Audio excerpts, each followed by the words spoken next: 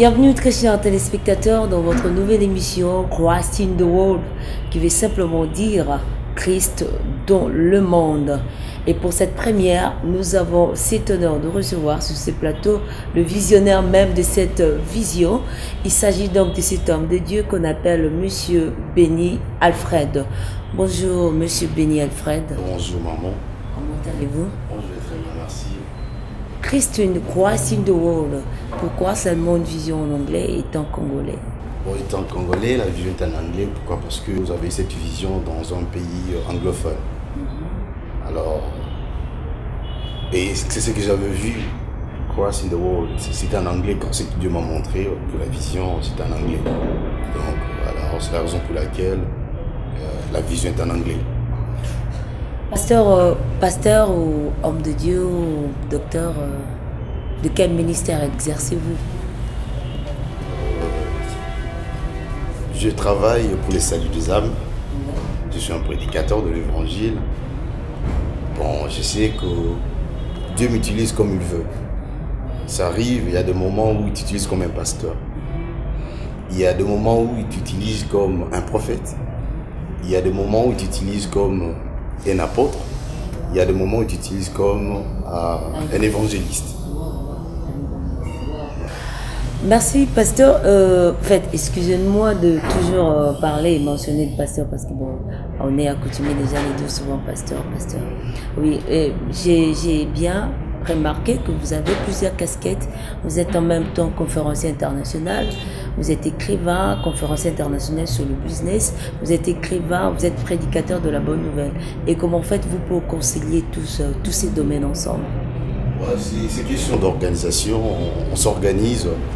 Et en ce qui concerne le croisade, pour les saluts par exemple, nous avons des croisades dans plusieurs pays. C'est comme nous sommes ici au Congo. Après le Congo, on aura une croisade quelque part. Après, quand je dis quelque part, c'est en Côte d'Ivoire. J'aurai la croisade le mois prochain, le début. Après le même mois, j'aurai une croisade au Nigeria. Le mois des J. Mais malgré ça, ce sont des croisades pour le salut des âmes. Ça n'a rien à voir avec la conférence des business. Ça n'a rien à voir avec le programme que nous organisons pour les enseignements des familles. Ça n'a rien à voir avec ça. Mais sauf que lorsqu'il faut organiser des conférences, nous choisissons des cadres appropriés. Pourquoi? Parce que les conférences, quand nous organisons nos conférences, quand je dis les conférences, parce qu'il y en a plusieurs, nous organisons des conférences sur le business, les affaires. Là, ça concerne les affaires, les hommes d'affaires. Nous avons des conférences, lorsque nous organisons sur des conférences prophétiques. Prophétique conférence. On organise, peut-être vous aurez tout en image. Ça, c'est un mouvement prophétique. C'est pourquoi je vous dis, parfois, Dieu change la façon de nous utiliser. Là, il t'utilise comme un prophète. Mais je ne viens pas ici dire que non, je suis prophète, non. Parce que chaque chrétien est un prophète potentiel. Parce que la Bible dit dans le livre des Révélations, c'est-à-dire Révélation en français, c'est Apocalypse. La Bible dit dans le livre d'Apocalypse que le témoignage de Jésus est un esprit de la prophétie. Là, c'est un grand débat, pasteur, mais je ne veux pas qu'on en parle aujourd'hui. Aujourd'hui, nous parlons plus particulièrement de cette vision dans toutes ses dimensions, Christ in the World. Et comment ça s'est fait que vous vous retrouvez aujourd'hui homme de Dieu, ministre de Dieu? Ouais, merci. On va parler Christ in the World, Christ dans le monde après, parce que Christ dans le monde, c'est une maison avec plusieurs pièces, plusieurs chambres. Donc, il faut décortiquer, on va en parler. Ok, comment suis-je devenu un prédicateur? Je pense que c'est depuis... Premièrement, c'est la volonté du Seigneur. Pourquoi? Parce que la Bible dit c'est Dieu qui nous appelle. L'appel vient de Dieu. Ça ne vient pas de nous-mêmes. On peut s'appeler que je m'appelle moi-même. Donc, vous allez travailler pour vous selon tes propres ambitions. Mais lorsque Dieu t'appelle, il a un projet, il a un plan, il a ce qu'il veut faire selon sa volonté. Alors, c'est juste pour dire que c'est lui qui m'a appelé. Parce que c'est lui qui appelle. Et bon, je peux commencer la genèse de mon appel par lorsque ma mère, à l'étape de la grossesse, elle a eu, c'est Dieu, c'est le Saint-Esprit qui avait commencé à visiter ma mère elle avait commencé à prophétiser sur plusieurs choses et à parler de plusieurs choses, prophétiser régulièrement. Elle prophétisait d'habitude ou bien c'était venu seulement pour votre grossesse? C'était seulement à ces temps-là? Elle priait avant, mais cette manifestation était venue beaucoup plus pendant la grossesse. Voilà. Et après, elle a commencé à prophétiser. Elle chantait aussi, et puis elle a dit que cet enfant va servir le Seigneur. Et ça sera un garçon, tout bien que c'était connu aussi par la médecine. Et bien, alors, c'était déjà un signe, selon Dieu. Et après, moi-même, j'ai eu la première confirmation lorsque j'avais 12 ans. J'avais 12 ans et j'avais vu dans un songe, je dormais la nuit et j'avais vu que j'étais en train de prêcher le Jean. J'étais en train de prêcher le Jean. Et c'était une grande foule, c'était comme une grande croisade. Et derrière moi, je voyais la porte du ciel derrière moi. Et devant moi, c'était une foule que je ne pouvais pas compter. Mais à ce que je me rappelle, je voyais beaucoup plus de blanc que de noir. C'est ce que j'avais vu dans la vision en question. Et je vis les gens que je prêchais l'évangile. Ceux qui écoutaient, ceux qui croyaient étaient qualifiés. Ils venaient, mais ils ne venaient pas vers moi. C'est comme s'ils venaient vers moi, mais ils me dépassaient. Ils me dépassaient pour aller derrière, là où il y avait la porte. Parce que le Seigneur lui-même était là. Et lorsqu'il passait, c'est pour entrer au ciel. Et alors ça, c'est la première visitation que j'avais eue, ou le premier signe visuel que j'ai eu de la part du Seigneur en termes de vision nocturne. Et lorsque j'ai vu ça, je me suis réveillé, j'étais encore un gamin, un enfant. Et j'avais commencé à suivre la télé, voir les pasteurs. Parce que là, j'étais dans une église, je ne peux pas citer les noms ici pour éviter, parce qu'on a la télé. Alors, je me disais, ça, c'est pas ce que je voyais, c'est pas là où je vais souvent, là où on m'amène. Mais ça, je vois, c'est autre chose. C'était comme l'église de réveil. Et j'ai commencé à suivre la télé pour voir si lorsque le pasteur prêche, derrière eux, il y a une porte et Jésus est derrière. Et il y a la porte du ciel. Bon, je voyais pas. J'étais enfant, je n'avais pas compris. Au fil des temps, j'ai compris que c'était lorsque nous prêchons l'évangile, Dieu touche le cœur des gens et ces gens quittent le monde et ils vont dans les camps du Seigneur et ils sont qualifiés en recevant les saluts, lorsqu'ils reçoivent les saluts. Ça veut dire la porte du ciel est ouverte pour eux et ces gens peuvent accéder, tu continues à craindre Dieu lorsqu'ils vivent sur la terre. Excusez-moi, pasteur, pendant tous ces temps, lorsque vous avez eu cette vision, cette grande vision qui vous a confirmé que c'était vraiment un appel de Dieu pour vous, et il y avait, malgré votre conscience d'état d'enfance, vous avez eu quand même une petite considération à l'égard de cette vision, comment? En fait, ce que j'avais compris dans la vision est que Dieu existe. Ça, c'est la première chose. Et la deuxième chose, c'est ce que j'avais compris dans la vision. Là, c'est pendant que j'étais encore enfant. J'avais compris encore que les ciels existent. Et les gens peuvent aller au ciel. Mais je ne me voyais pas un prédicateur, franchement. C'est ce que j'avais compris dans la vision. C'est au fil du temps que j'ai compris que ce que Dieu m'avait montré. Voilà ce que ça veut dire. C'est cette vision, en fait, bien cette considération de fait vous a conduit à vous repentir, ou bien il y avait quelque chose aussi qui est survenu pour vous amener vraiment à une repentance sincère? Non, je ne m'étais pas repenti à 12 ans. J'avais juste vu la vision et puis j'ai compris que quelque chose existe. Et après ça, que le monde m'a emporté. Après la vision, que le monde m'a emporté. Parce que je n'avais personne pour m'expliquer ce que j'avais vu. Et je suis entré dans le monde. Mais ce que je me rappelle, à la même période, Dieu m'avait donné un autre signe. Un autre signe. Parce que pendant cette période-là, j'avais un grand-père qui était mort. Un dimanche, il venait de l'église. Et il m'a appelé. Il était assis sur sa chaise, et puis avec la Bible. Alors, je me rappelle, j'étais à sa droite. Et puis il me dit, viens lire la Bible. Il dit, oh, mais ça c'est quoi ça? C'est un dimanche, lui n'est pas un prédicateur, il m'a appelé pour lire la Bible, pourquoi? Il dit, non, viens lire, ça c'est important pour toi. Toi, tu vas servir Dieu.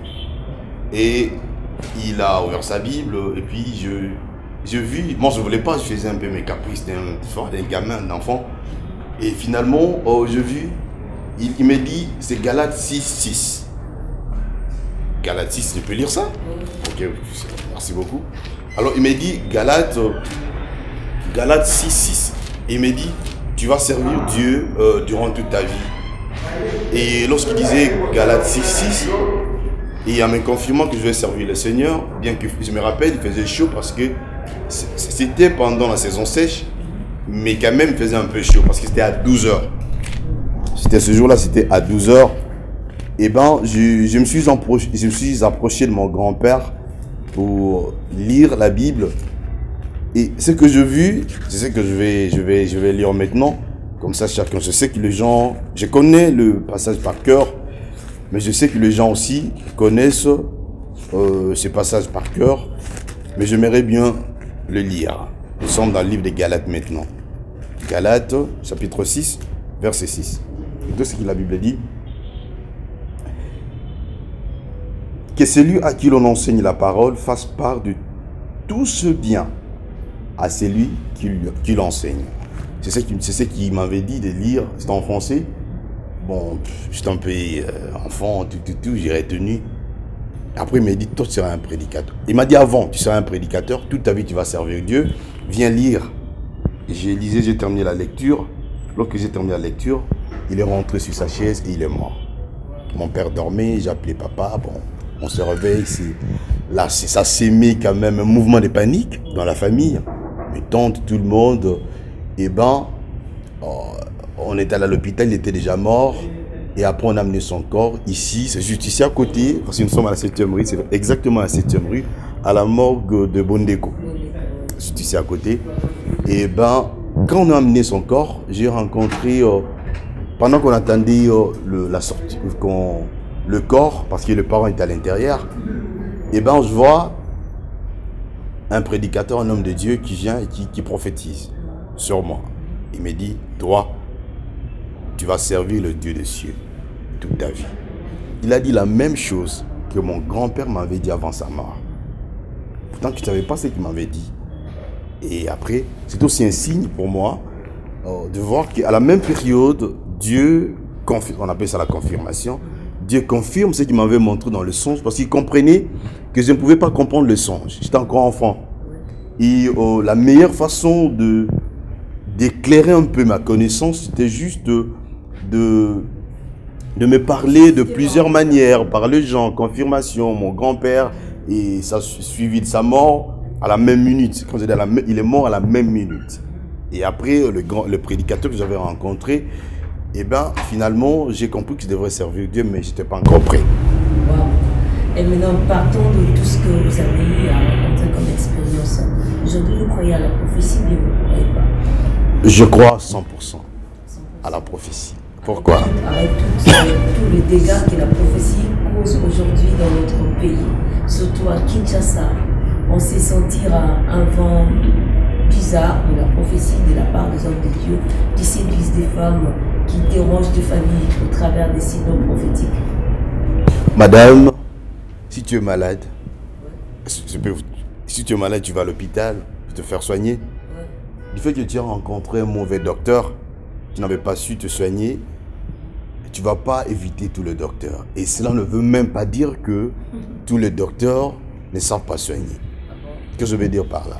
C'est juste pour dire que s'il y a des gens qui en abusent, mais il y a quand même des vrais prédicateurs qui ont la grâce prophétique, qui continuent à craindre Dieu, à marcher dans la crainte du Seigneur et Dieu les utilise. Sinon, si on ne croit pas à la prophétie parce qu'il y a des gens qui ont abusé, mais les abus n'ont pas commencé aujourd'hui. Même au temps du prophète Jérémie, il y a eu des tiraillements entre le prophète Jérémie et un faux prophète. Qu'est-ce qui s'est passé? Vous allez voir que le prophète, le faux a prophétisé, et puis Jérémie, le vrai, a prophétisé.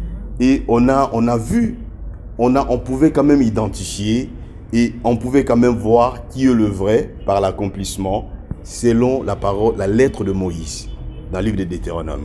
Merci. Alors, merci. Pour dire encore, je vais terminer, c'est important ce que je vais dire maintenant. Vous allez voir encore même avec Ézéchiel, un prophète majeur de la Bible. Vous allez trouver que Dieu a envoyé Ézéchiel dans le livre d'Ézéchiel chapitre 13 pour aller prophétiser, pas contre les hommes, pas contre le vil, pas pour aller prophétiser contre le païen, mais contre le faux prophète. Est-ce que vous comprenez? Comment Dieu peut susciter quelqu'un, un prophète, pour prophétiser contre les autres? ça veut simplement dire que même s'il y a le faux, les vrais existent. Et même Dieu lui-même nous a prouvé par cette façon d'agir au travers de ce prophète que même Dieu lui-même, il est contre le faux prophète. Mais il veut leur salut. Amen. Oh mon Dieu, nous poursuivons toujours dans notre vision. J'aimerais que vous nous parliez un peu de votre repentance, parce que vous avez dit, malgré tout ce que le Seigneur a pu accomplir dans votre vie, malgré toutes ces confirmations, malgré ces visions nocturnes que vous avez eues, mais cela ne vous a pas permis à vous repentir, à vous offrir au Seigneur.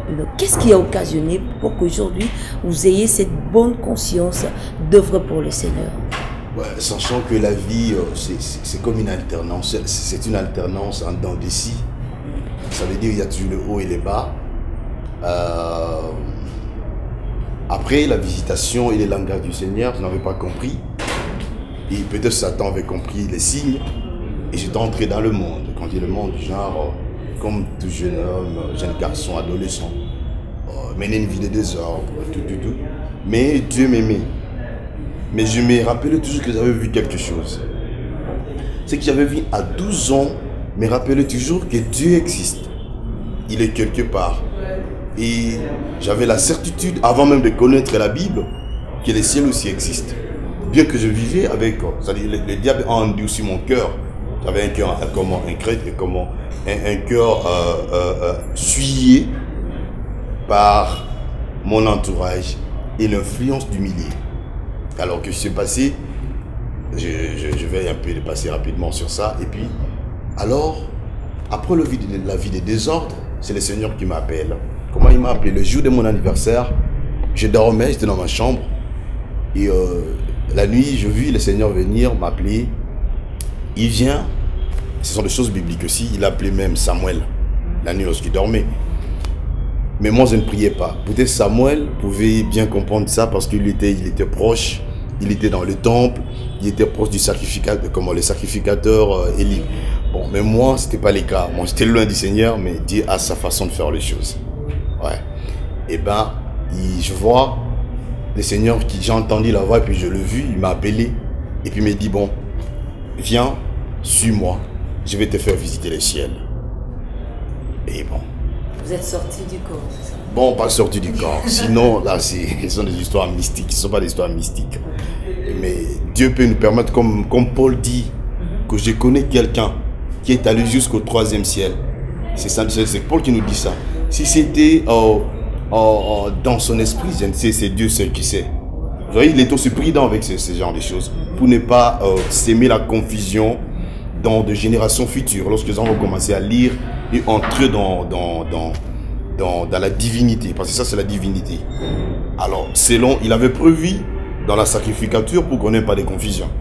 Et bien, alors, il m'a amené pour me faire visiter. Normalement, selon la Bible, on est allé avec lui, et arrivé à la hauteur, c'est là où je voyais, c'est comme si on quittait la terre. Il me dit, regarde. Je regardais, et je vis la terre, je vis les hommes, je vis des forêts, je vis des rivières, je vis des océans, je vis les gens, mais je vis aussi des gens. Je vis vraiment des grandes vies de ce monde. C'était comme à la vue de dessus. Pour vous qui êtes comme mes frères qui sont là-bas, qui travaillent là, ils comprennent bien ce que je veux dire. Je vois ça, c'est comme les gens qui prennent des images avec des drones. C'était ça. Je vois le monde. Après, il me dit, là, c'est votre monde. C'est là que vous habitez. Mais c'était trop sale. Très, très sale. Après, il me dit, mais maintenant, nous allons entrer au ciel. Lorsque je tournais le regard, pour ne plus regarder la terre, pour regarder le ciel, puis je me trouve qu'on est devant la porte du ciel. Lui-même, le Seigneur était là. Et puis, il y avait une grande lumière. Et je vois, après, je voulais poser la question, il me dit, ici, on ne parle pas. Ferme ta bouche. Je dis, bon, ok. Alors, cela ne m'avait pas empêché d'avoir des questions à poser, bien qu'il m'avait interdit. Parce qu'il y a des questions qui montaient toujours dans mon cœur. Mais il y avait quelque chose qui s'est passé. Chaque fois que je voulais répondre, poser la question, et je me rappelle qu'il a dit que je ne parle pas ici, c'est un silence total. Et puis, il lui répond à la question que je n'ai pas posée. Cela m'a permis aussi de comprendre l'omniscience de Dieu, qu'il connaît même ce que nous avons dans nos cœurs. Même si nous prions, même lorsqu'on ne prie pas, même lorsqu'on vient prier dans une église, Dieu connaît déjà ce qu'on a dans nos cœurs avant même de dire. Il connaît ce qu'on veut dire. Et puis c'est là que je vis, on arrive, alors, qu'est-ce qui s'est passé? Devant nous, c'était cette grande porte, cette grande présence, une grande lumière, et le Seigneur est à l'intérieur, mais il appelait les gens par leur nom. Quand on t'appelle par ton nom, tu entres dans cette lumière, et lorsque tu entres dans cette lumière, tu vois le jour, l'heure, la date et l'endroit de ta naissance. Et après, tu vois ton parcours sur la terre jusqu'à la mort. Tout ce que tu as fait, ça sort. Et puis après, tu ne vas pas dire qu'on m'a accusé. Donc on te retrace toute ta vie. Voilà. Et c'est comme on te présente ça en séquence vidéo. Wow. Toute ta vie sur la terre. Et finalement, j'ai vu le gens passer. On t'appelle par ton nom. Tu vois tout ça. Et après, si tu as reçu le Seigneur sur la terre, tu craignais le Seigneur, tu marches avec lui, et après ton passage, lorsque tu es encore là, on te donne l'habit, tu vois des robes blanches. Et après on te dit d'entrer au ciel. Et tu entres. Alors, si c'était le contraire, ça veut dire que tu n'avais pas reçu le Seigneur. Bon, les gens parfois te disent, bon, Dieu n'existe pas, les seuls non plus. Les gens qui vivent selon les désirs de leur cœur. Et bon, tu vois, toi aussi tu vas voir la même chose. Il n'y a pas de différence. La naissance, ta vie, ton parcours sur la terre en séquence vidéo. Et après, si tu n'es pas qualifié pour entrer, tu vas voir, il y aura une robe noire et tu vas en enfer. Mais je voyais en même temps et l'enfer, et le ciel, mais il y avait l'abîme au milieu qui séparait l'enfer et le ciel. Alors je vis ça, je te frie. Après Dieu me dit, faut pas avoir peur. Toi aussi, tu vas passer par ici. Mais avant de passer, rentre d'abord. Oui, pourtant on n'avait pas retracé ta vie. Non, on n'avait pas fait ça. Parce qu'il m'a dit, toi aussi tu vas passer par ici. Mais avant de passer par ici, tu dois rentrer. J'ai besoin, parce que j'ai besoin de toi pour aller prêcher les gens qui sont sur la terre. Et lorsque je me rappelle, lorsque on avait regardé derrière nous, je vis les gens de toutes nations, toutes couleurs confondues, tous les gens qui sont morts de génération en génération, jusqu'à ce jour-là. Tout le monde devrait passer par là. Et bon, ça se trouve dans le livre d'Apocalypse. Mais je ne comprenais pas parce que je ne priais pas encore. Je ne peux pas comprendre ce que cela voulait dire, mais j'avais peur. Là, j'avais eu quand même peur. J'avais eu peur, pas peur de mourir, mais j'avais eu peur de l'enfer. Comment? Pas peur de l'enfer, mais j'avais eu peur de Dieu. Pourquoi? Parce que pas peur de l'enfer. Parce que, et j'ai compris, j'ai eu peur de Dieu comment? J'ai vu que Dieu va nous juger. Quand je te dis une chose, pourquoi? Parce que Dieu ne nous demande pas d'avoir peur de l'enfer. Il y a des gens qui vont à l'église parce qu'ils ont peur d'aller en enfer. C'est pas biblique. Ah bon? Qu'est-ce qui est biblique? Dieu me demande d'avoir crainte de Dieu pour devenir comme lui, pour que nous soyons transformés. Mais lorsque nous avons peur de l'enfer, c'est comme si tu te dis, bon, c'est comme s'il n'y a pas l'enfer, tu n'allais pas croire au Seigneur, tu n'allais pas avoir peur du Seigneur. Par ruse, vous craignez Dieu. Voilà, et le Seigneur me dit de rentrer sur la terre, et puis il m'a dit, les gens que tu vas prêcher, ceux qui vont écouter ma parole, ils viendront ici et ils vont entrer au ciel. C'est la mission que je te donne. Mais on est rentré, mais lorsqu'on est rentré, ce n'était plus dans ma chambre. Il était venu me prendre, mais je vois qu'il me ramène mais à l'église. Et lorsqu'il m'a ramené à l'église, il me dit, ça c'est le siège social du ciel sur la terre. C'est l'ambassade du ciel, l'église. Toute ta vie, tu vas travailler dans mon champ. Après, il est parti. Et je me suis retrouvé seul. Et j'ai commencé à pleurer. Je ne sais pas comment on prie. J'ai commencé à pleurer, Seigneur. Alors j'ai commencé à voir mes péchés. Ce que je faisais avant. Il dit, Seigneur, aie pitié de moi. Je ne sais pas comment prier. Je ne sais pas comment. J'ai vu tout ce que je viens de voir. Alors Seigneur, aie pitié de moi. J'ai besoin de toi. Mais je sentais qu'il était proche. Il était là, mais je ne le voyais plus. Voilà. Et c'est ça qui vous a conduit c'est ça qui m'a conduit à la repentance. Et après la repentance, qu'est-ce qu'il y a eu? Et j'avais changé directement. C'est-à-dire, ouais, c'est comme on dit, il y a des gens parfois qui vont à l'église, qui écoutent un prédicateur. C'est aussi le moyen que Dieu utilise. Qui écoute un prédicateur qui prêche la parole du Seigneur et la personne est touchée. Moi, ce n'était pas le cas. Moi, c'est Dieu lui-même qui m'avait touché. Et j'avais changé le même jour. C'est comme on dit, le changement vient petit à petit. Mais moi, c'était le même jour. C'était comme Paul. Le même jour. Ouais, comme Paul. Vous êtes apôtre Paul. Bon, je ne dis pas que je suis apôtre Paul, mais j'ai dit, bon, c'est une action similaire. C'est presque la même chose. Ouais. Voilà. Et maintenant, au-delà de ça, quelle est la considération que vous avez eue pour vous engager dans l'œuvre de Dieu? C'était quoi? Bon, à partir de là, j'ai compris que Dieu m'a donné une mission, mais que je ne comprenais pas encore bien. Mais je voyais sa grandeur parce que j'avais vu. Alors, j'ai commencé à comparer ce que j'avais vu à 12 ans et tout ce qui s'est passé, toutes les conséquences, comment les événements qui se sont passés après, et ce que j'avais vu ce jour-là, ce qui m'avait conduit à la conversion, de venir dans la présence du Seigneur, au pied de la croix, pleurer et dire au Seigneur de me pardonner, de me laver par son sang. Et finalement, j'ai senti que j'avais besoin du Seigneur. La première chose que je faisais, j'avais commencé à lire la Bible. Et je m'étais décidé de lire la Bible de Genèse à l'Apocalypse moi-même, sans qu'une personne me recommande. Même quelqu'un ou un pasteur qui pouvait vous coacher comme un père spirituel pour vous apprendre réellement. Jusqu'à cette étape-là, non. J'avais compris que je devais lire la Bible. Seulement. Ouais, c'est que j'avais compris. Et je lisais la Bible chaque jour, à tout moment. Chaque jour, c'était devenu comme la routine. Ce que je faisais régulièrement.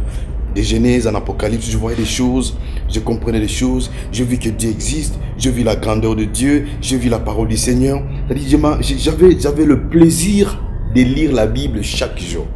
Et chaque fois que je lisais la Bible, je voyais la parole me transformer.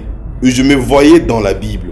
Là où je voyais que non, là, vraiment, ça, c'est ce que je faisais. C'est le mal. Je ne peux plus faire ça. Ça, c'est la conséquence de ce que je faisais avant. Je vois ça dans la Bible.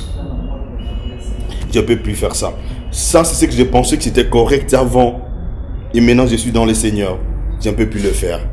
Et ça a créé l'intimité avec le Seigneur. Je me suis totalement donné au Seigneur. Et je lisais la Bible chaque jour. Mais en même temps, par cette conversion, maintenant, Dieu m'a recommandé de faire le tour des églises et le tour des hôpitaux et le tour des marchés de la ville de Kinshasa. C'était comment alors? Eh bien, par la recommandation du Seigneur, j'avais commencé à faire le tour des églises. J'étais encore enfant et je partais, et c'était en 2012, et comme en 2002, plutôt, excusez-moi, en 2002. Je suis parti, la première église, j'étais parti à l'église de pasteur Barouti Kassongo. Bon, tu vois, bon, c'était un dimanche aussi, mais j'étais dehors. Et j'ai entendu la parole, je me rappelle. Et puis ce jour, il prêchait sur Paul. Mais j'étais dehors, j'ai entendu. Donc quand j'aime ce pasteur, il parlait, mais sa prédication était sur Paul. Il prêchait, bon, j'ai entendu la parole, j'ai écouté. J'avais vraiment aimé la façon dont il prêchait aussi. Des fois, il était en train de rire, il était en train de...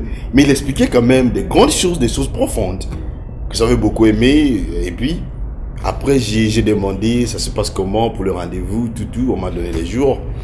Et j'étais parti voir le pasteur. Et j'avais remis... parce que Dieu m'a dit de passer dans toutes les églises de Kinshasa et puis contribuer, faire quelque chose, un signe. C'était son père spirituel, rien qu'avec les recommandations. Là, c'était la recommandation du Saint-Esprit. C'est pas quelqu'un qui m'avait parlé, c'est Dieu. J'étais à l'église de pasteur Barouti. Après, j'étais à la borne, l'église de pasteur Jacques Vernon, qui n'est plus. Ouais, quand à l'église de pasteur Barouti, il avait prié pour moi dans son bureau. Et après, j'ai remis l'enveloppe. Il était étonné de voir que je n'étais pas de son église. Parce que quand j'arrivais, la première chose que je disais, j'ai salué le pasteur ou l'homme de Dieu que je trouve. Et j'ai dit que je ne suis pas de votre église, mais je viens pour faire ça. C'est-à-dire mon acte, les donner. J'étais vraiment un peu clair. Et puis prier pour moi. Cela a été lié à ce que votre grand-père vous a dit. Bien, vous avez finalement pas compris comment.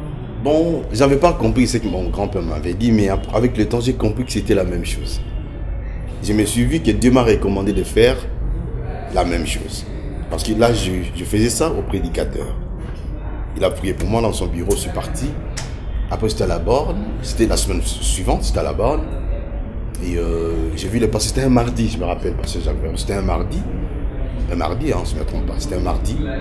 Et il a prié pour moi aussi. Je lui ai dit, moi, je ne suis pas de la borne, mais je suis venu pour la contribution, pour la radio Parole. C'est Parole éternelle. Parole éternelle. Voilà. Et il m'a dit, ah, ok, toi, tu n'es pas de la borne. Je lui ai dit, je ne suis pas de la borne. Il a dit, ah, ok, gloire au Seigneur. Et puis, et il a prié. Avant de prier pour moi, on est sorti. Il y avait un bureau de finances juste à côté. Et il m'a dit, ok, donne ton argent là-bas. J'ai donné mon argent. Et puis, bon, il m'a donné un conseil par rapport. J'ai compris ça après. Ce n'est pas mes conseils pour l'église parce que je ne savais pas que Dieu m'appelait pour ça. Et je ne le faisais pas encore non plus. Et lorsqu'il priait pour moi, il a touché mes épaules. Il a prié, c'est fini. Je suis parti. Là, j'ai commencé à faire le tour des églises.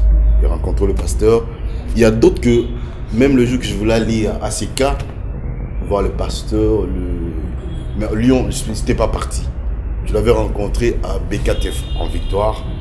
J'étais parti acheter le pain, lui aussi. Et voilà, c'est là que j'ai fait mon acte. J'ai acheté, ceux qui voulaient acheter, j'ai payé. Peut-être si monsieur il peut se rappeler de cet acte. Et j'ai payé ceux qui voulaient payer. Bon, en résumé, ce que je peux dire, je fais le tour des églises pour s'aimer. Et je fais le tour des marchés et des hôpitaux. Et en même temps, chaque jour, je me réveillais à 4 h du matin pour crier sur les avenues. Voilà, c'était comme de cette façon que j'avais débuté l'œuvre du Seigneur. Mais donc, c'était par quel moyen vous avez pu rassembler quand même le bien, peut-être l'argent pour aller offrir à ces hommes de Dieu sur la recommandation de Dieu? Bon, pour l'argent, si ça ne venait pas de quelque part, bon, pour ne pas se vanter, je viens quand même d'une bonne famille. Et j'avais mes économies avant, même lorsque je ne priais pas encore. Et ce que je pouvais avoir, maintenant, parce que là, le monde a changé, la vie a changé, et tout doit suivre. L'argent que j'utilisais soit pour sortir, aller faire ceci, à gauche, à droite, je commence à utiliser ça pour le Seigneur et non pour le péché. Voilà.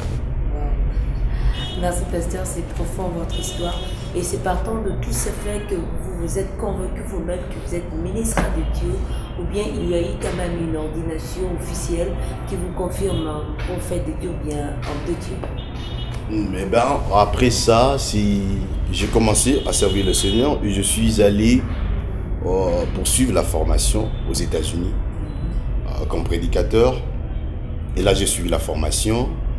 Et après la formation, c'était la collation. Là, vous êtes étudiant. Ouais, vous êtes étudiant en théologie et vous avez terminé. Mais dans le champ, c'est autre chose. Vous voyez? Pardonnez-moi peut-être une petite question. Pensez-vous réellement pour avoir la conviction que je suis un homme de Dieu, c'est obligatoire de passer par une formation théologique ou non, ou c'est autre chose? Bon, je pense que d'abord Dieu est souverain. Dieu fait ce qu'il veut comme il veut. Et Dieu connaît comment il forme les gens. Je n'aimerais pas venir donner des leçons aux gens pour dire il faut faire la théologie, si tu n'as pas fait ça, tu n'es pas un prédicateur. Non. Mais sauf que c'est très très important pour l'éthique dans ce travail, pour servir le Seigneur, pour éviter trop de dégâts et de déviations. Vous voyez, parce que vous allez comprendre de ce que vous faites. C'est vrai, le Saint-Esprit va nous conduire. Mais écoutez, Dieu a quoi? Nous avons l'esprit et nous avons la parole. Et là, on vous enseigne quand même, vous avez les enjeux, vous avez quand même la connaissance, vous comprenez, vraiment même comprenez la Bible, de quoi il s'agit. Et ça va vous aider même pour savoir, même quand vous prêchez, pour savoir utiliser les contextes corrects de la parole ou du verset que vous lisez. Vous allez comprendre que ça veut dire ça.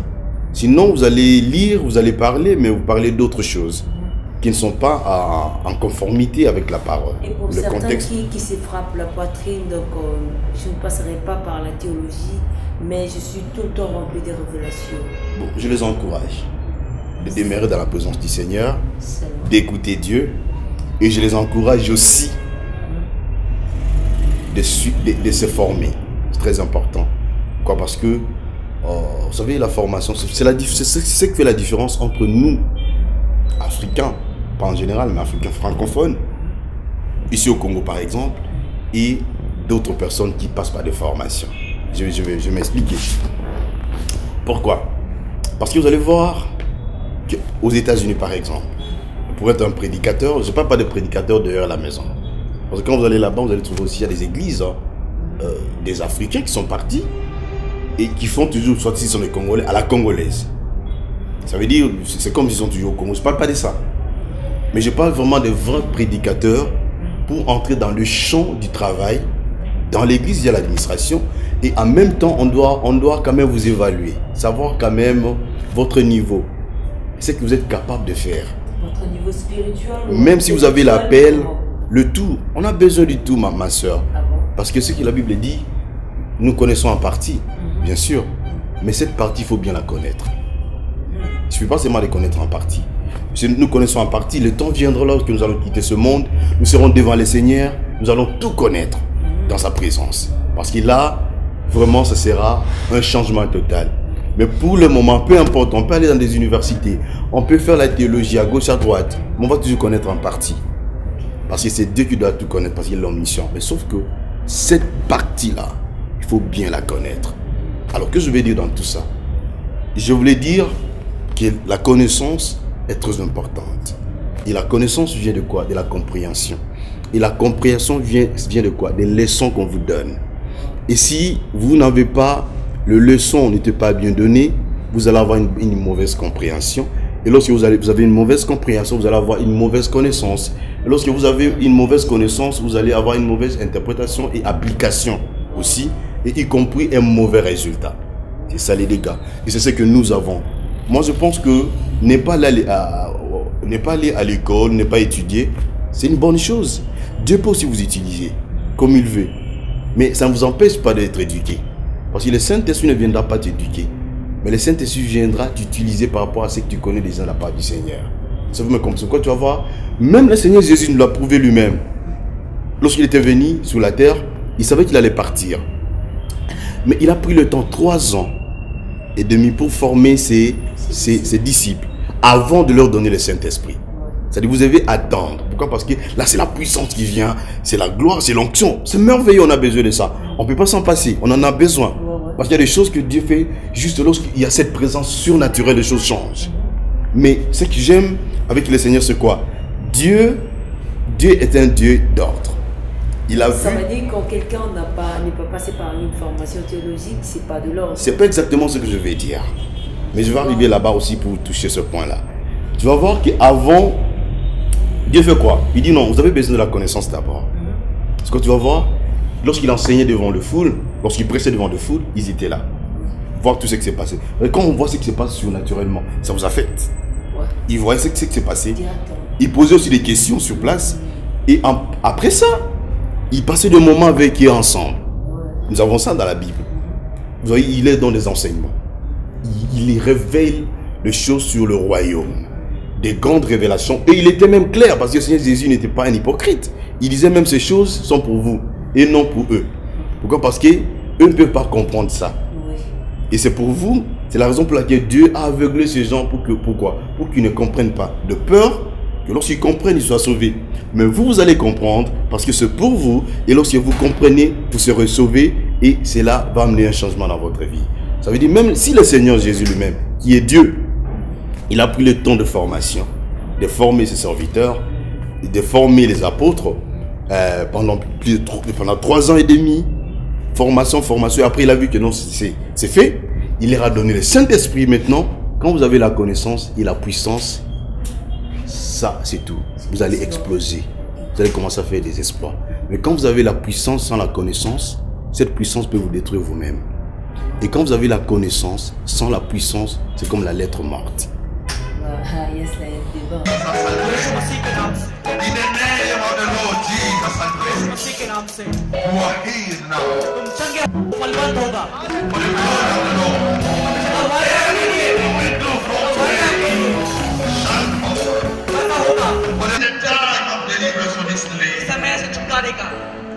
You will not say again the same. But I see God is using this. Holy Spirit is using that card. On en a besoin, le tout. On en a besoin, le deux. Ouais. Okay. homme de Dieu, excusez-moi un peu, quand vous dites que vous êtes passé par une formation théologique et là, vous n'avez pas une église aussi d'attache pendant que vous étiez dans les États-Unis, bien vous évoluez toujours comme ça dans cette ambiance avec le Saint-Esprit, quand vous avez commencé, ou bien vous avez quand même à adhérer dans une église aussi là-bas? Ouais, évidemment, j'allais prier chez les baptistes. Chez les baptistes. Ouais, les baptistes. Donc vous avez eu un part spirituel là-bas. Et non, je vais arriver. J'étais à l'école biblique, mais en même temps, j'allais prier chez les baptistes. Vous voyez, parce que je mets ce qu'ils faisaient. Et surtout que maintenant, à l'école biblique, lorsqu'on nous a commencé à nous donner l'histoire de l'église, parce qu'on nous a appris l'histoire de l'église depuis le début de l'église jusqu'aujourd'hui. Est-ce que vous comprenez? Chaque année, comment on est arrivé là, on est arrivé. Quels sont les événements qui se sont passés dans l'église, dans tel pays, comment l'église a évolué. Parce que même pour arriver aux États-Unis, l'église n'avait pas commencé là-bas. Mais l'église est partie. C'est tout un voyage. Et on a appris ça. On nous a donné un cours de l'évolution de l'église pendant 2000 ans. C'est jusqu'à l'année où on apprenait. Vous voyez? Alors, j'ai compris que les baptistes ont joué un grand rôle dans l'histoire de l'église. Parmi les communautés chrétiennes actuelles, les baptistes, je ne suis pas là pour faire la publicité des baptistes, mais quand même c'est la vérité. J'ai compris que les baptistes ont joué un grand rôle pour l'évolution de l'église. C'est les baptistes qui ont réussi même à séparer l'église et l'État aux États-Unis. Et ce qui a mené l'exploit, parce qu'avant que l'église arrive aux États-Unis, l'église, les prédicateurs sont allés de l'Angleterre. Mais l'église, une fois arrivée aux États-Unis, combien il y a des gens qui se sont donnés, les baptistes ont travaillé, cela a mené l'exploit. Et ils ont commencé même à aider les églises d'Angleterre. Ils ont commencé même à aider les églises même en Allemagne. C'est une histoire. Je ne peux pas raconter une histoire de 2000 ans dans quelques minutes. Alors j'ai compris le rôle des baptistes. Je vis comment ils étaient courageux, comment ils ont travaillé parmi les communautés chrétiennes actuelles. Voilà. Alors j'allais prier là-bas, comme tout le monde. Mais en même temps, on se préparait pour le ministère avec des amis, collègues, étudiants. Et bien, c'est alors que cette vision Christ dans le monde est venue. Parce que quand on se préparait, on s'est dit, on doit prier. On priait, on était pendant 14 jours de prière ensemble. Prier. Ouais, et ils ne voulaient pas gêner comme nous on fait à Cercle, ceci. Mais moi je le faisais, mais eux prenaient de ce qu'ils pouvaient prendre. Moi je faisais un peu plus, parce qu'on était déjà habitués ici. Alors, c'est alors que je vois Dieu me dit, ouais, c'est ma volonté que vous travaillez ici. Mais regarde, je regarde et je vis Christ in the world. Il me dit, je ne vous ai pas choisi pour un pays. Je ne vous ai pas choisi pour l'Amérique. Même si c'est le pays de vos rêves. Mais moi, je vous ai choisi pour aller à travers le monde. Alors, c'est là que j'ai eu cette vision. Mais j'aimerais éclaircir quelque chose. Je sais qu'on doit avoir des pères spirituels.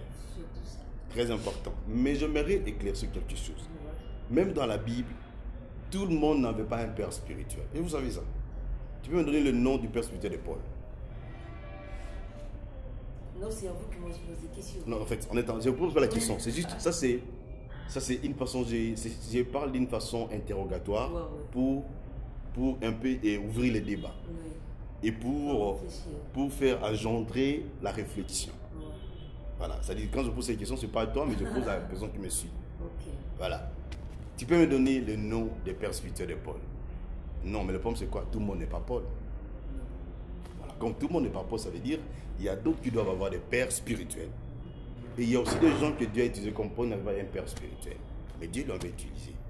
Est-ce que vous comprenez? Parce que même quand Dieu l'a envoyé à Damas, celui-là n'était pas son père spirituel. Mais c'est lui juste qui devait, c'était comme un encadreur.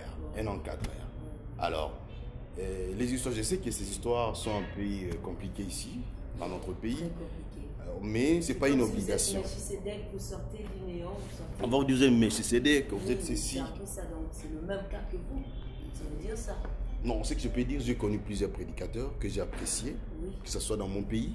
Comme encadreur et non comme père spirituel. Que je suis comme encadreur sur le plan médiatique, comme encadreur virtuellement. Je les ai suivis. Et comme encadré comme ça. Alors, mais mon Dieu m'a conduit autrement. Et surtout que ma repentance va de pair avec la repentance de Paul. Ah bon? Vous voyez? Vous êtes apparemment comme si l'esprit de cette façon de connaître Dieu ou de rencontrer Dieu dans la vie amène toujours le même résultat. Ouais. Le même résultat. Ouais. En fait, mais je ne pense pas qu'aujourd'hui vous serez décapité, donc vous êtes fou et Paul était lui. Ouais, qu'est-ce que vous voulez dire par là? Je n'ai pas compris. Non, parce que quand vous dites que non, la même chose apporte le même résultat. Donc, partant de ce que vous avez un numéro détaillé, et ça prouve que vous avez un peu évolué comme Paul. Ça veut dire que vous n'avez pas de père spirituel, mais peut-être vous avez des encadreurs autour de vous. Mais vous êtes là comme un Melchisedec, si on peut le dire. Non, pas un Melchisedec, sinon parce que ça c'est un autre débat qu'il faut ouvrir. Mais une chose est vraie, que même dans mon ministère, moi j'ai dit à mes enfants, j'ai des enfants que j'ai formés. Donc vous êtes père spirituel. Ouais, j'ai des enfants. J'ai dit toujours à mes enfants, et je disais même aux gens qui venaient m'écouter, j'ai dit écoutez, vous pouvez être là, vous m'écoutez, mais je ne suis pas votre père. Parfois, avec nous, les Noirs, les Africains, en réalité, on aime prendre l'honneur partout. Et des fois, on n'est pas clair. Tu n'es pas obligé d'être un père spirituel de quelqu'un pour avoir l'approbation du ciel.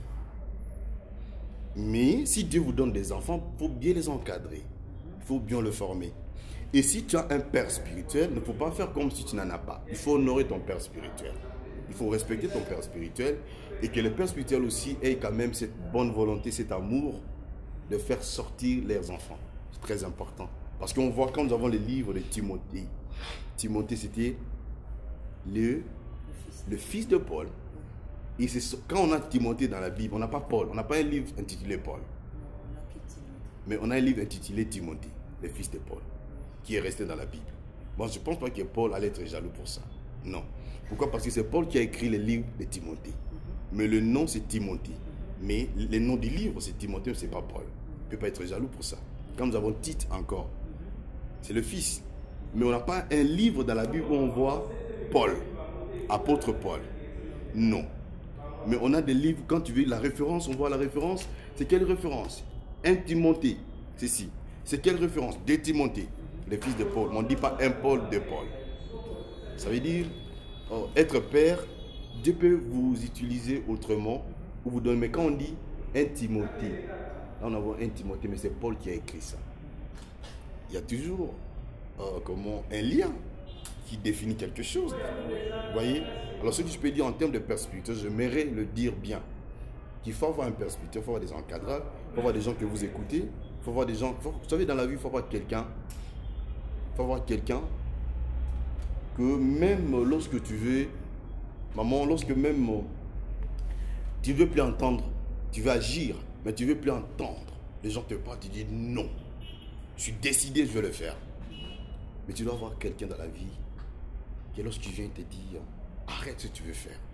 Et tu arrêtes. Sinon, tu vas mourir comme une bête. Alors, avoir un père, c'est très important. Mais j'ai des gens que j'écoute. Des hommes de confiance.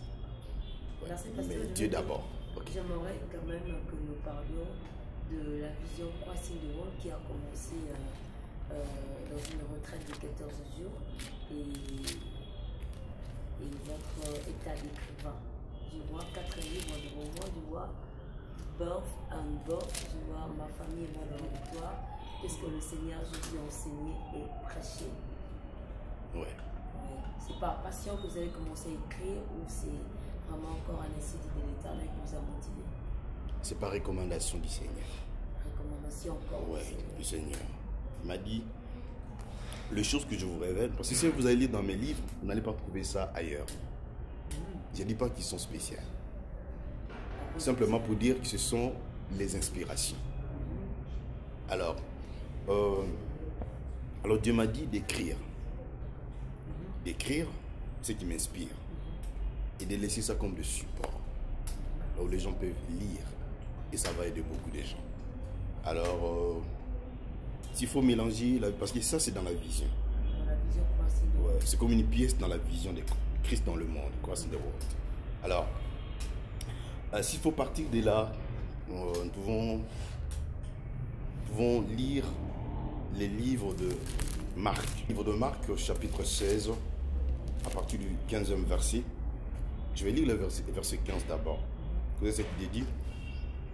Puis il leur dit, allez partout le monde et prêchez la bonne nouvelle à toute la création. Ça c'est Jésus qui dit à ses disciples, d'aller par tout le monde, prêcher la bonne nouvelle à toute la création. Toute la création. Qu'est-ce qu'il a dit? Celui qui croira et qui sera baptisé sera sauvé, mais celui qui ne croira pas sera condamné. Je commence par le verset 15. Il dit, d'abord, regardez le plan d'action du Seigneur. Dieu veut d'abord que tout le monde puisse entendre la parole. Est-ce que vous comprenez? Tout le monde. Mais ce que j'aime, on dit toute la création. On ne dit pas tous les hommes. Parce que la création, ce n'est pas seulement les hommes. La création, ça veut dire tout ce que Dieu a créé.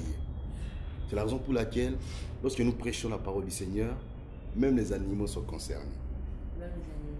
On dit la création. Même les arbres. Même les arbres. Ah bon. Tout ce que Dieu... Avec les saluts.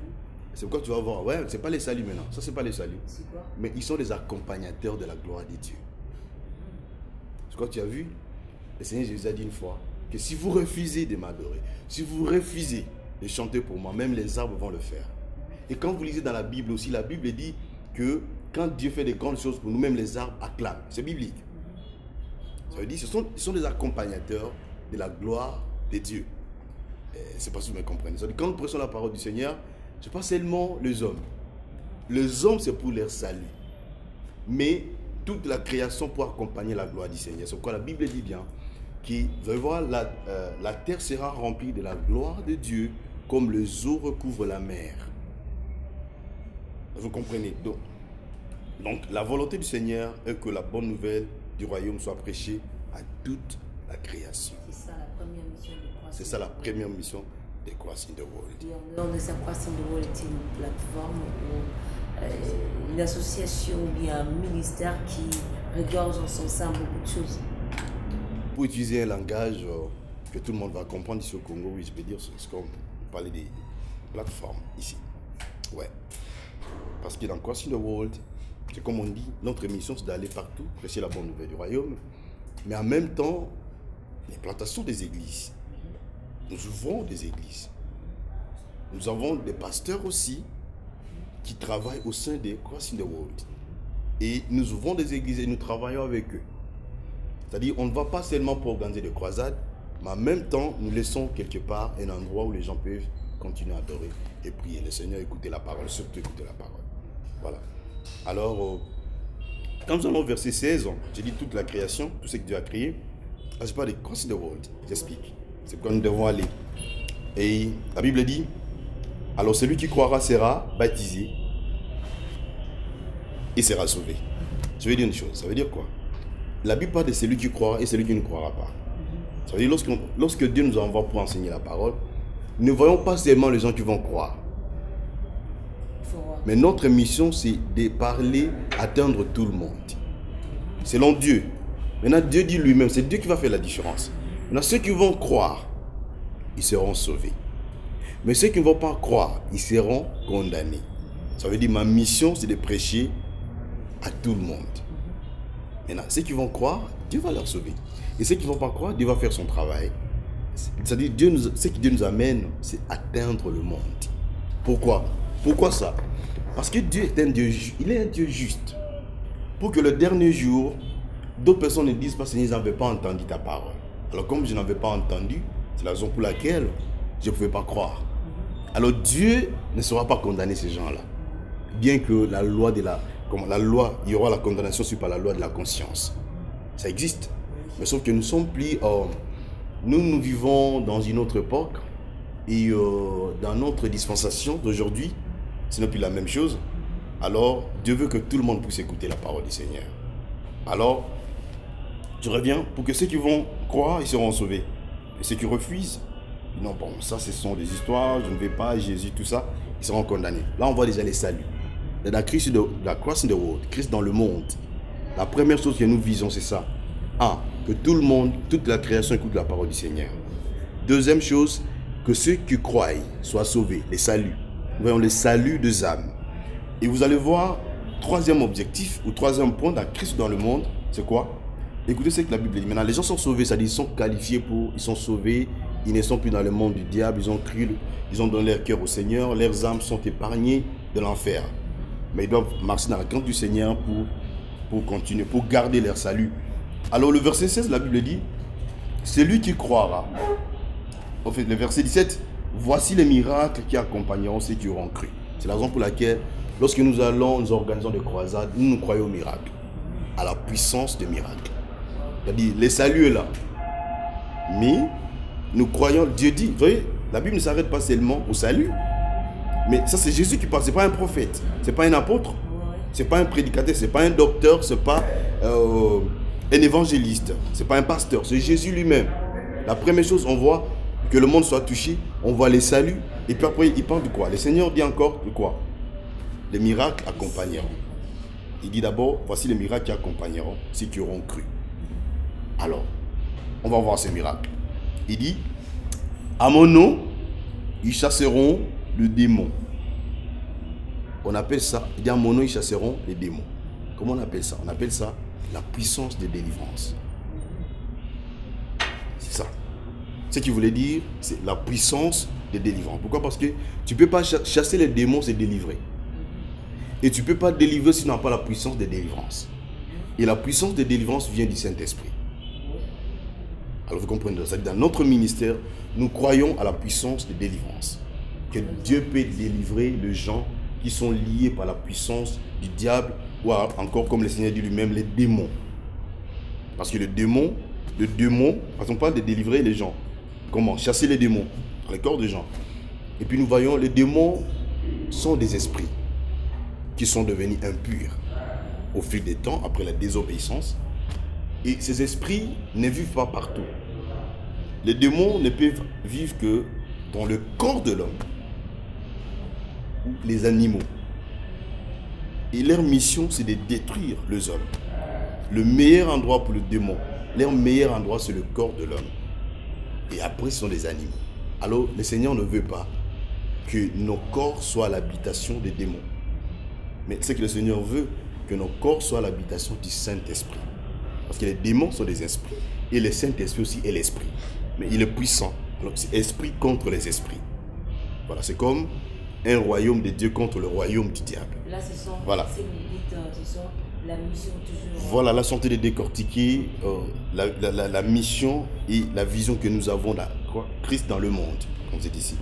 Alors, il dit, ils parleront de nouvelles langues. Donc, vous croyez au parler? Je crois à ça, totalement, à 100%. Je crois. Vous avez des témoignages liés à ça? Témoignages du genre... Non, parce que les gens disent qu'ils parlent en langue, comme Paul a dit, c'est difficile même. Et parfois, il est coincé spirituellement, il prie en langue et puis voir la situation s'est décontée. Je ne sais pas si c'est le même cas avec vous. Maman, je vais vous dire une chose. Vous savez, la Bible, c'est le livre le plus important sur la terre. Mais c'est le livre le plus mal compris, malheureusement. Ouais. Lorsque Paul dit ça, il n'interdit pas de parler à langue. Mais il est en train de mettre chaque chose à sa place. Est-ce que vous comprenez? Ça veut dire, si Paul a dit ça, maintenant c'est même Paul qui a dit ça, il parlait en langue. Et il s'est glorifié même dans le Seigneur de comment il parlait en langue plus que les autres. Et ça, si maintenant on dit, on va marier cette idée pour réfuter, pour refuser le parler en langue, ça veut dire simplement, on veut une chose et on veut son contraire au même moment. Vous voyez? Donc, si c'est même Paul qui a dit ça, parler en langue. Nous partons de votre expérience personnelle. Mais pas en fait, parce qu'on ne peut pas aller de l'expérience personnelle. Non, non, on parle de vous, pasteur. On parle de la Bible. Oui, oui. Comme la Bible l'a confirmé. Et vous, pratiquement, qu'est-ce que vous avez eu comme expérience avec Dieu au travers du parler en langue? Quand je parle en langue, je parle au Seigneur. Vous parlez au Seigneur. Et rien que ça. Et quand je parle au Seigneur, ça veut dire qu'on est en train de parler. Il me parle aussi. J'écoute sa voix. Je parle et puis lui me parle. Je parle et puis lui me parle. Je parle et puis lui me parle. En dehors de ça, il n'y a plus rien, il n'y a plus d'autre chose qui s'ajoute quand vous parlez en langue. Comme les autres le disent, quand je parle en langue, je peux faire plus de 3 heures en prière. J'ai assez de temps, c'est comme s'il y a une endurance spirituelle qui s'ajoute, qui s'augmente en moi pour bien demeurer dans la présence de Dieu. Quelques effets mystérieux qu'on ne connaît pas. On peut prier dans n'importe quelle langue de ce monde et continuer à prier, parce que sinon, si on va, là c'est un terrain compliqué et puis un peu C'est trop risqué de définir les choses comme ça. Mais c'est bien de parler en langue. Mais sauf dire que quand je parle la langue, où tout le monde, ce sera comme maintenant un mot d'ordre à tout le monde. Que si tu veux prier pour un long moment, pour prier pendant 5 heures, il faut parler en langue.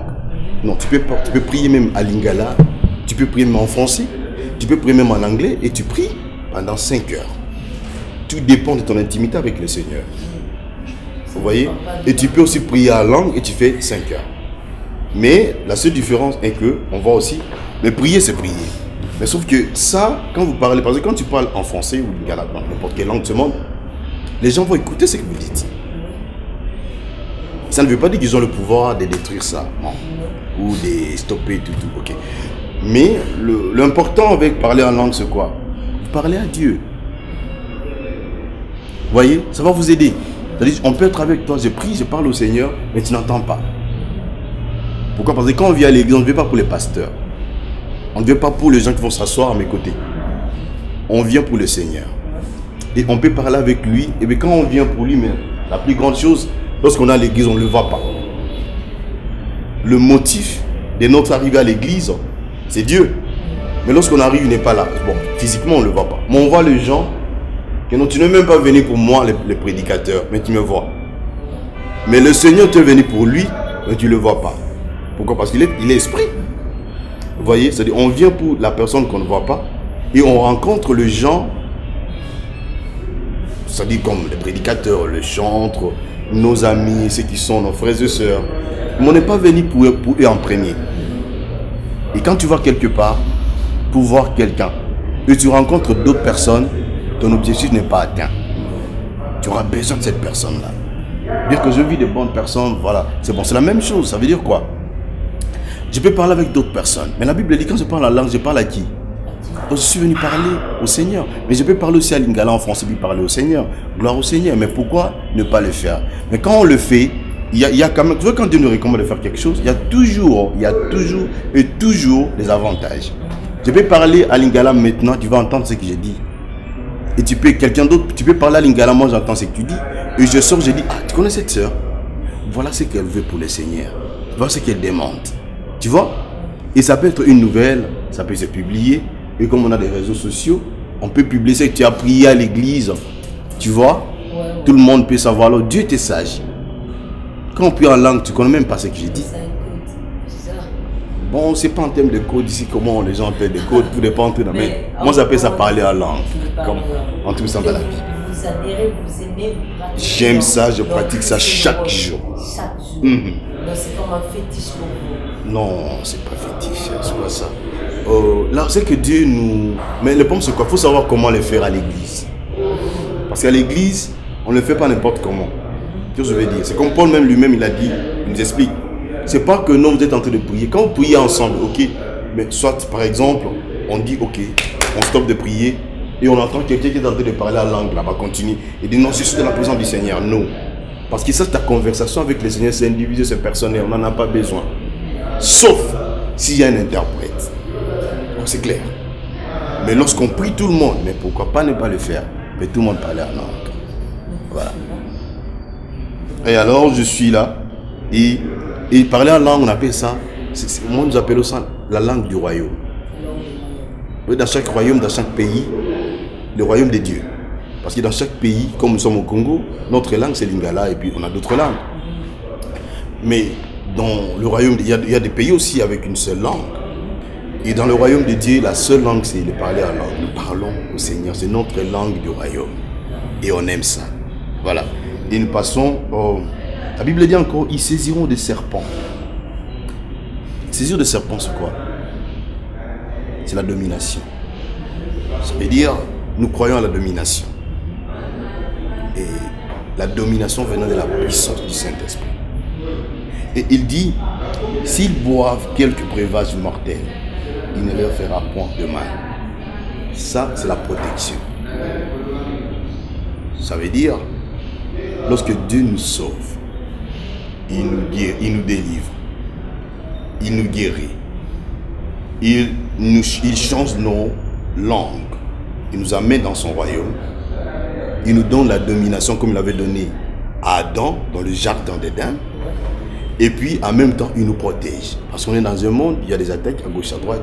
Tu dois être protégé par la personne qui t'a appelé, qui t'a sauvé. Voilà, c'est Dieu. Et puis ça, on appelle ça la protection. Et puis il dit, ils imposeront le main aux malades et les malades seront guéris. Donc c'est quand nous croyons à la guérison. Parce que quand vous voyez la plupart de nos croisades, de nos vidéos, vous allez trouver qu'il y a des guérisons et des guérisons et des guérisons et des guérisons. C'est pas quelque chose qu'on peut s'inventer ou dire moi. C'est pas ça. C'est le Seigneur lui-même qui a dit ça dans sa parole. Que quand nous allons le faire, il va guérir les gens. Alors il guérit. C'est ça la vraie mission de ouais, mais je continue pour terminer. Il dit, mais quand il a terminé, la Bible dit, le Seigneur, après avoir leur parlé, il fut enlevé au ciel. Et il s'assit où? À la droite de Dieu. Ça veut dire quoi? Lorsqu'il a terminé, il est parti. Il nous montre maintenant qu'est-ce que Dieu nous amène dans une dimension d'avoir une relation intime avec lui et en même temps développer le contact vertical entre les ciels et la terre. Dieu aime toujours, on appelle ça, Dieu aime toujours diriger le monde. Maintenant, lui veut diriger le monde à partir de là, à partir du ciel. Alors, pardon? Non, là nous parlons de Jésus maintenant. Parce qu'on parle de Christ dans le monde, c'est pas moi. Moi je peux mourir aujourd'hui. Ouais, c'est ce que j'explique. Moi je peux mourir aujourd'hui, mais la vision va continuer. Pourquoi? Parce que la vision est plus grande que le visionnaire. Donc je ne suis pas plus grand que la vision que Dieu m'a donnée. Donc je peux mourir, la vision va continuer. Moi je vois toujours cette vision plus grande que moi-même. Voilà. Et alors j'ai parlé, Dieu aime toujours diriger le monde, même à partir du ciel. Vous voyez? Et ça, c'est la théocratie. C'est pas la démocratie. C'est le contraire même. Alors, il est allé là-bas, mais il continue à surveiller. Maintenant, regardez ce qu'il dit pour terminer. Mais ici, à la droite de Dieu, c'est un endroit de puissance. Écoutez, mais il dit, et si ça en a l'air prêché, là c'est lorsqu'ils sont partis, il a dit ils ont respecté ce qu'il a dit, partout, le Seigneur travaillait avec eux. Voilà, et confirmait la parole par le miracle qui l'accompagnait. Ça veut dire quoi? Ça veut dire lorsque nous prêchons la parole du Seigneur, que ce soit du haut de la chair, que ce soit m'entretenir avec quelqu'un, Dieu doit confirmer sa parole par quoi? Par le miracle. Le miracle, c'est la confirmation de la parole que nous annonçons. Amen. Quand je parle de miracle, je ne dis pas des histoires qu'on peut voir spectaculaires, d'une façon spectaculaire. Parce que quelqu'un peut écouter la parole et un miracle s'opère dans son cœur. La personne ne voulait pas pardonner à son frère, soit sa soeur. Et la personne dit non, je dois pardonner mon semblable. C'est un miracle qui s'opère. Et par ce miracle, le gens, il y a encore un retour à la normale dans une relation déjà brisée. Donc, vous voyez, quand je dis miracle, je ne sais pas ce que les gens voient. Hein. Bon, on voit tout. On parlera plus largement, mais quand déjà nous sommes vraiment à la fin, oui. Un tout dernier mot pour le compte de ces grands ministères, Christ dans le monde, pour ceux-là qui nous entendent déjà, qui nous ont suivi votre discours et qui croient déjà par le fait que vous allez déjà avoir de grandes expériences avec le Seigneur. Qu'est-ce que vous voulez dire, vous motiver pour le compte de ces ministères? Ouais, pour les gens qui me suivent, je pense d'abord aux gens qui me suivent ici au Congo, à Kinshasa, au Congo. Je vous dis que maintenant, Christ dans le monde est au Congo. Je ne dis pas que Christ n'était pas au Congo avant nous, non. C'est ce que Dieu nous a donné. Il faut éclaircir. Alors nous sommes ici et nous allons commencer à travailler ici. Et nous allons avoir une action que nous serons ensemble, vous et nous, on sera ensemble pour célébrer la grandeur de notre Dieu, vivre de moments d'intimité avec lui, vivre sa grandeur. Nous sommes là pour travailler, pour évoluer. Et je pense que votre participation, ça sera l'une des plus grandes choses que nous voulons. Venez. Si vous aimez Jésus, venez pour lui. Vous verrez sa grandeur. Si vous êtes à Kinshasa, je crois les coordonnées, autre chose, on va tout donner après. Mais pour le moment, nous annonçons déjà notre arrivée officielle comme les ouvriers dans le champ du Seigneur, pour que c'est que les gens, que c'est que d'autres personnes reçoivent ailleurs dans d'autres pays, que vous aussi vous recevez ça ici au Congo. C'est la raison pour laquelle nous sommes là à Kinshasa. Venez, C'est pas la première fois de venir ici. On était déjà à Lubumbashi. En 2000... c'était l'année passée, en 2015. Dieu à Lubumbashi, c'était merveilleux. Vraiment, et aussi ils ont eu leur part, de la part du Seigneur. Nous étions à Matadi, c'était merveilleux. Et aussi ils ont eu leur part. Et puis c'est que j'avais aimé même à Matadi. J'ai vu les sorciers venir et dire, moi je suis sorcier, je vais recevoir le Seigneur, j'ai le feu du Saint-Esprit. En fait, il y a le feu qui brûle mon corps. Et ils ont reçu le Seigneur. Je pense que si Dieu fait ces choses ailleurs, parce que pour cette famille c'était la délivrance. Parce que ces petits sorciers dans le pays continuent à tuer les gens, étant donné que Dieu a déjà délivré la personne. Donc, nous vous invitons, suivez nos programmes. Vous allez voir désormais Christ dans le monde, dans vos télévisions, sur Internet, ici au Congo. Nous serons avec vous dans vos maisons. Nous serons avec vous dans vos voitures. Nous serons avec vous dans vos bureaux. Nous serons avec vous dans vos conversations. Vraiment, c'est un nouveau commencement. Nous voulons être ensemble pour la gloire du Seigneur. Dieu nous a envoyés pour ça. Merci beaucoup pour votre soutien. Les gens qui ont... Vous avez perdu votre temps pour nous écouter, suivre ce que nous disons. Vraiment, suivez d'abord cette vision. Comprenez réellement de quoi il s'agit. Et je pense que ça peut amener un plus dans ce que vous avez pour la gloire du Seigneur. Merci. Il y a moyen de faire une prière pour tous ceux-là qui croient, qui ont cru à toutes les paroles qui sont sorties. Je crois que Dieu peut faire quelque chose pour eux en ce moment. Ouais, je vais faire la prière qui est notre maman Flore demande. J'aime votre émission, vous faites une belle émission. Et j'aime l'équipe, tout le monde qui travaille. Nous avons notre frère Caleb, nous avons notre frère Gires. Et nous avons notre bien-aimé Gandhi. Voilà. Merci beaucoup. Avant de faire la prière. Et je ne ferai pas cette prière parce qu'elle demande. Mais je ferai cette prière parce que la Bible dit la main de l'Éternel n'est pas courte pour sauver. Parce que Dieu peut vous sauver de loin. C'est ce qui me pousse à faire la prière. Parce que je ne peux pas faire une prière basée sur mes propres paroles. Moi encore sur le parole de ma soeur que j'aime beaucoup. Mais je veux le faire basé sur la parole du Seigneur. Si vous croyez que le Seigneur peut vous visiter là où vous êtes, même si vous êtes malade, si vous croyez, vous voulez réellement voir, vivre ce Dieu, que non, cet homme de Dieu, Béni Alfred est en train de dire est vrai. Là où vous êtes, tenez là où vous avez mal, là où vous avez votre maladie qui vous dérange depuis longtemps, vous allez voir comment le Seigneur va vous guérir. Il y a un miracle qui va s'opérer. Le Dieu qui nous a donné cet appel, le Dieu qui nous a appelés, la Bible dit pour terminer ce que je viens de dire, il confirme toujours la parole de ses serviteurs par des miracles. Vous aurez votre miracle de guérison là où vous êtes, au nom puissant et glorieux de Jésus. Je vais prier pour vos familles, je vais prier pour tout ce que vous faites, parce que nous tenons compte des familles aussi. C'est comme nous avons nos livres, ma famille et moi, c'est l'un de mes livres que j'écris. Ma famille et moi, c'est pour des familles, ça va aussi vous aider. Et nous avons d'autres livres aussi que vous pouvez avoir facilement. Nous avons l'autre livre que nous avons ici, c'est la naissance et la nouvelle naissance. Et voilà, nous avons l'autre livre que nous avons ici. Qu'est-ce que le Seigneur Jésus prêchait et enseignait? Là, on entre vraiment en profondeur par rapport aux enseignements du Seigneur lui-même. Ok. Alors, là où vous êtes, si vous croyez à la puissance du Seigneur, je vais prier pour vous maintenant. Et le Seigneur, si vous avez des problèmes en famille, le Seigneur va changer votre famille. Si vous avez des choses qui vous dérangent, le Seigneur, même, il y a des gens, si vous croyez là où vous êtes, le Seigneur va vous visiter d'une façon puissante. Si vous êtes là, je peux prier maintenant. Ok. Éternel notre Dieu, c'est notre arrivée dans ce pays pour ton œuvre. Que les gens qui nous suivent à Kinshasa, ta main n'est pas courte. Ta main peut toucher toute la vie de Kinshasa au même moment. Pourquoi? Parce que tu es l'omniprésent, tu es partout à la fois. Tu ne prends pas, Seigneur, un jet privé pour voyager. Tu es partout à la fois.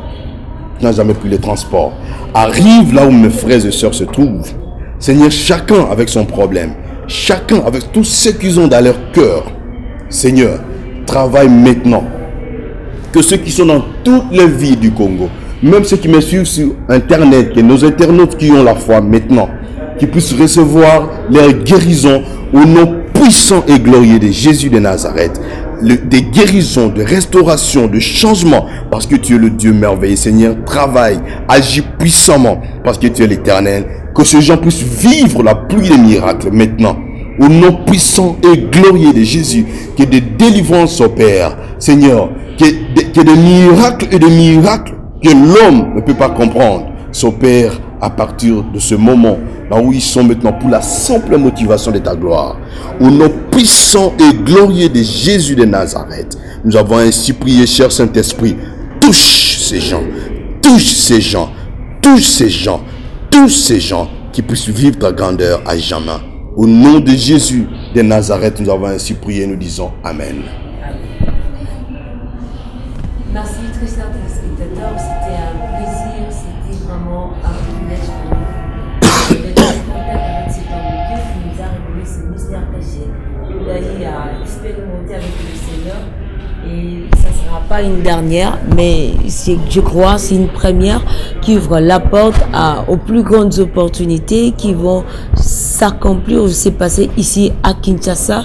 Et très bientôt, nous aurons un événement et vous serez le bienvenu à venir vivre la gloire et la puissance de Dieu ensemble avec nous. Nous nous retrouvons très prochainement pour un tout nouveau numéro et que Dieu vous bénisse, que la gloire de Dieu soit votre partage. Au revoir et bonne soirée.